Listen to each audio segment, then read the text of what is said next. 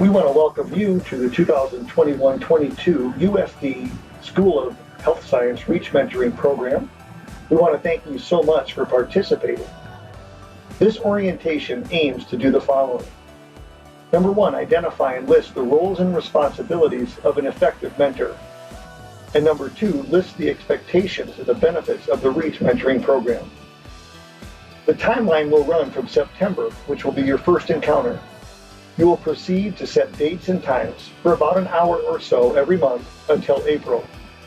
We plan on having a recognition banquet in Sioux Falls on Thursday, March 31. Details for that will be sent later. And finally, feedback and surveys to be completed in May. Here are a list of topics you may wish to discuss with your mentee. Again, these are only discussion topics, as you and your mentee may have other things to discuss. The list is just to give you an idea to help guide you. Nothing is set in stone. Discussions may include classes you take in high school, life as a college student, what are clinicals and how do they work, how do those rotations work, are just a few. In this scenario, you are the expert and have a wealth of knowledge. Formal mentoring usually takes place in a work or educational setting. Someone is either assigned or sought out to help another, quote-unquote, learn the ropes. You should be aware of things you will need to do to be a more effective mentor and a peer. Here are some aspects of an effective mentor. Number one, help mentees understand your role. It is your responsibility to communicate your expectations and to understand theirs. Both of you have busy schedules, but it's important to find times to meet. Number two, focus on building a relationship. You must consciously work to build trust and develop a relationship. It will take a couple meetings, but a formidable professional relationship should be able to be reached. Number three, make the most of the time you have. You have a limited amount of time to work with these students. The quality of time is so much more important than the quantity. Share ideas with other mentors. Use your peer network of mentors to share ideas. So use that to your advantage. Number five, ask for help. If you have difficulty, please let your other mentors help you. 6, demonstrate effective behavior.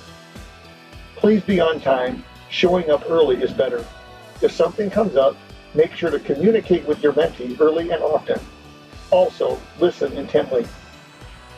Provide support. Your mentee should feel free to ask any questions regarding their academic journey.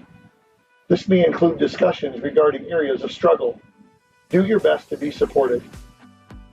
And lastly, be open-minded. Don't be quick to judge. Although you have been matched up with a number of similar aspects your mentee and you share, you may disagree on some topics or beliefs. It's okay to have different opinions. Just be respectful and courteous.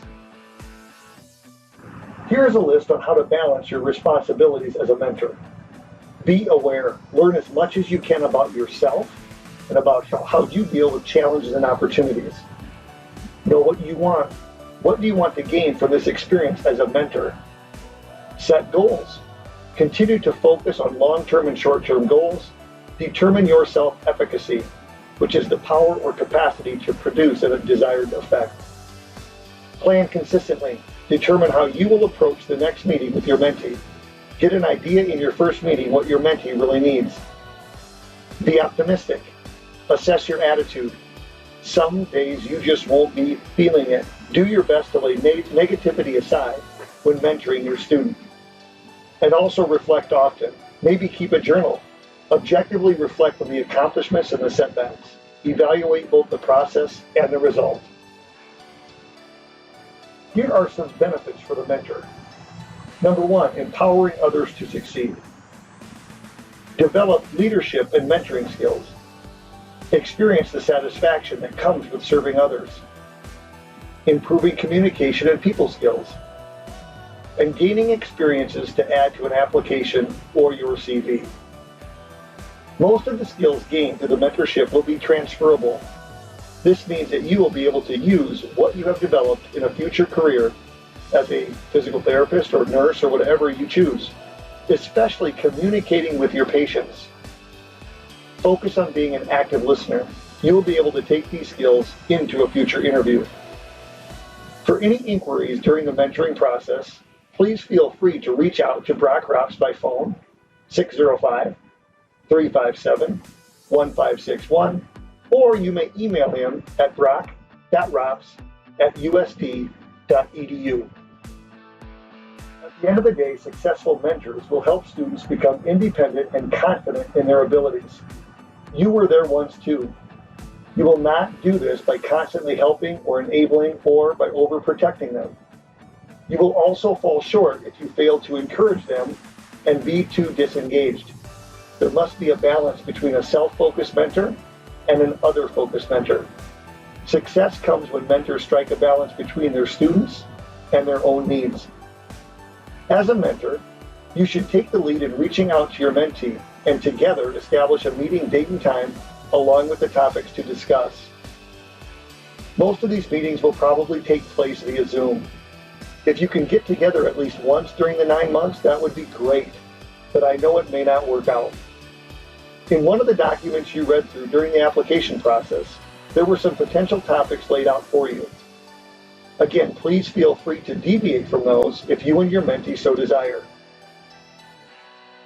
Prior to starting the mentoring, your mentee will be asked to complete a short anonymous pre-survey.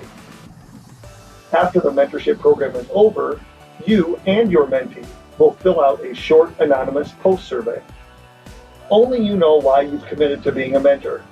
Give your best effort to create a mentoring relationship that will benefit all of those involved. Have an awesome experience.